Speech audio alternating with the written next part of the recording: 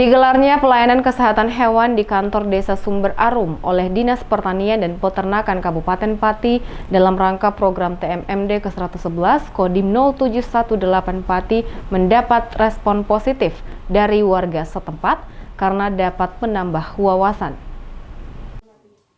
Dinas Pertanian dan Peternakan Kabupaten Pati gelar pelayanan kesehatan hewan bertujuan untuk memberi manajemen kesehatan hewan ternak agar hewan ternak warga setempat semakin sehat dan produktif. Acara sosialisasi tersebut diselenggarakan di kantor Desa Sumber Arum yang dihadiri oleh pemerintah desa, warga setempat, dan anggota Satgas. Sunari, warga Desa Sumber Arum mengatakan, dengan adanya acara tersebut, ia dapat belajar dan mendapat wawasan mengenai cara memelihara kesehatan hewan ternak sapi yang dimilikinya.